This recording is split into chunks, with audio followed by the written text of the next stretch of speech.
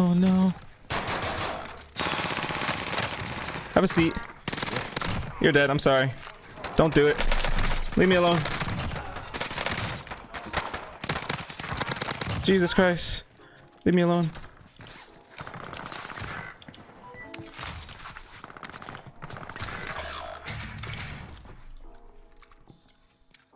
Leave me alone, Papa.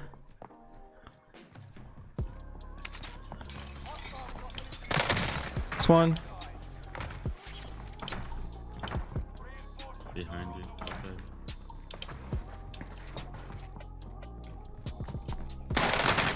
You're dead. Let me reloading. No, move. Stop punching me, egg. Move. Move. Oh my god. Y'all are some eggs, bro. Okay, so first let me just start off by saying you guys should make your own settings. This is all personal preference on my part, and it should not completely reflect what you guys are doing, because you could have an entirely different performance that may be either significantly better or significantly worse. So starting out, my display monitor is the Omen 27i. I have a 27-inch monitor and it works out great for me. Some people like 24-inch monitors, some people like larger. I like the 27-inch. It's just, I can see everything perfectly. The 120 FOV isn't too small for me, and that's another thing we're gonna get into a little later on. But my render resolution is 1920 through 1080. The dynamic resolution is disabled. We have the frame rate target at 165, but it doesn't even really matter because the dynamic resolution is already disabled.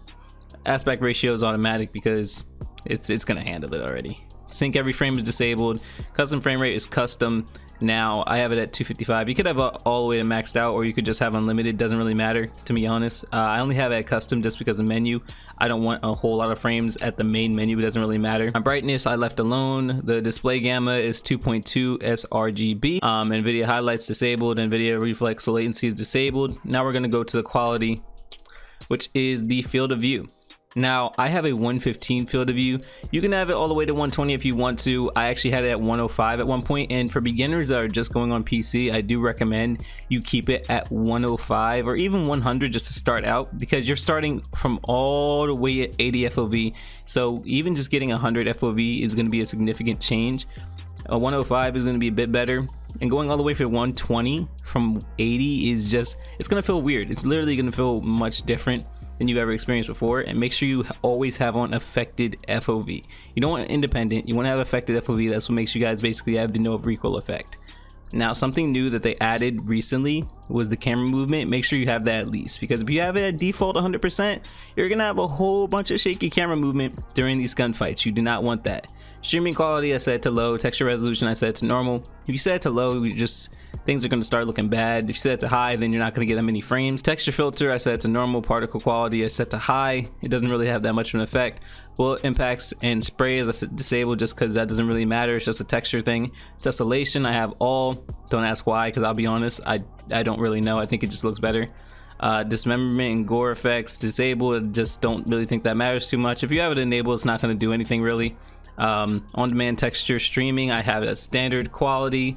With the advanced I don't really touch. Now moving on to post-processing effects. Filmic strength I have it to 0. Film grain I have to 0. You don't even want grain, it's just going to make it look bad. SMAA 1 times for anti-aliasing. Depth of field you want disabled just because you don't want that blur.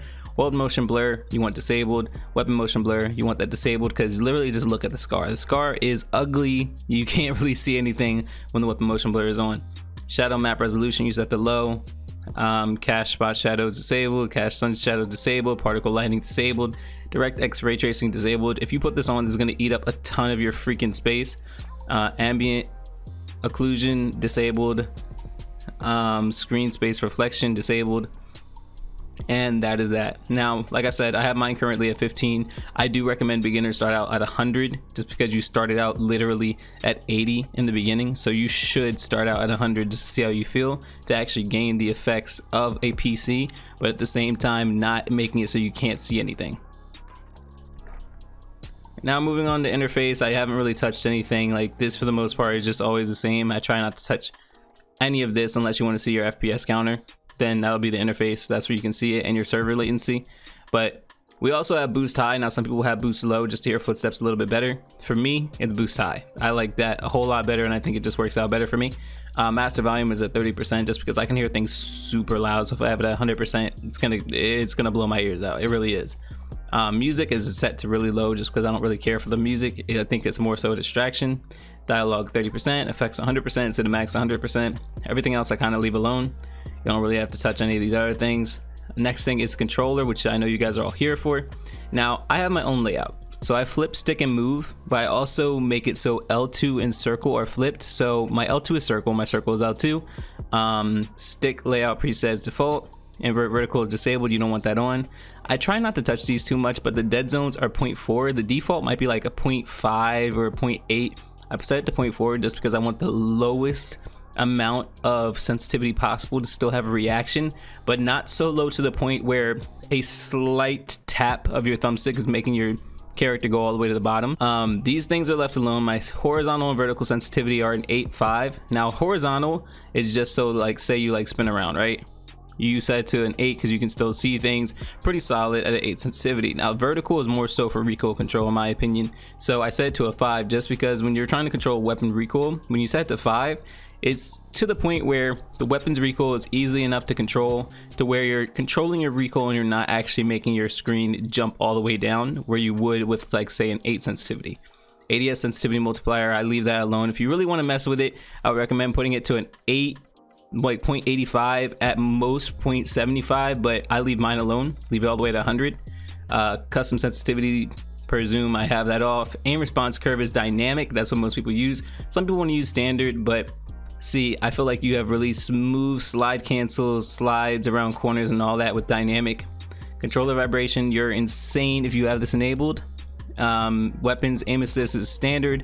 Don't use literally do not use precision unless you're only sniping, and I mean it, like only sniping. No secondary, no nothing, just straight up snipers. That's the only reason you would need precision. And focusing, I don't know.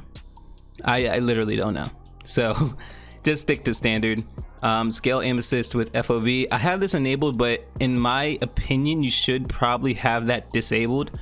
And the reason is because when you have it enabled, you're actually getting less aim assist. So I'm gonna disable that right now.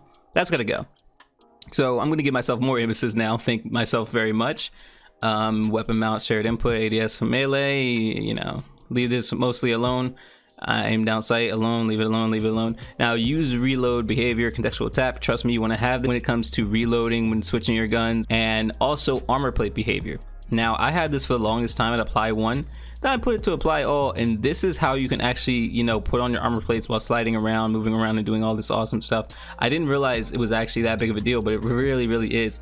Also, slide behavior also helps with the slide canceling. Actually, it's the main thing that helps with the slide canceling.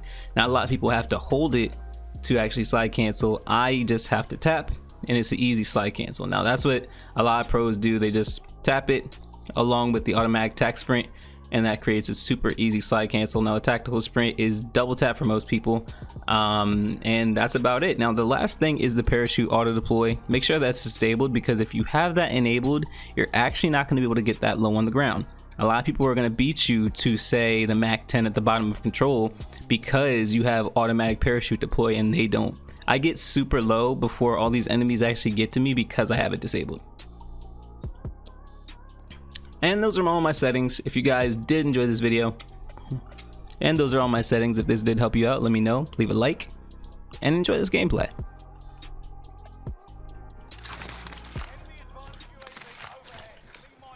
Oh, hey Ashley, you can get Lodi. Here's my money. Only bots. Found you. You're down.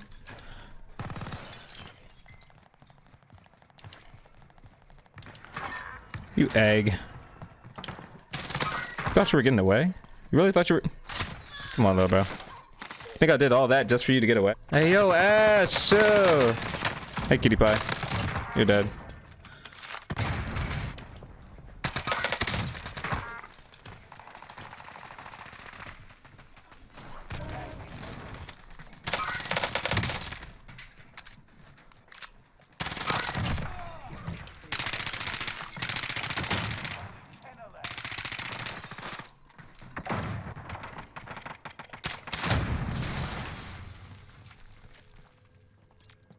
Still one down there.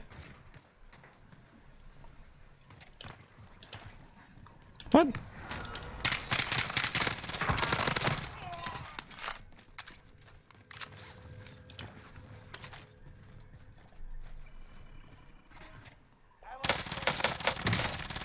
Sorry, though, bro.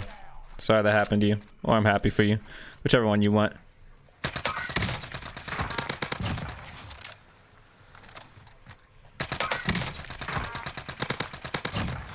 Are you right here? Hi, buddy. Sorry that happened. At least you got killed before, you know.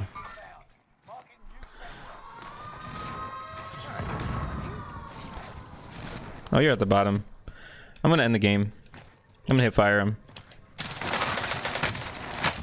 GG.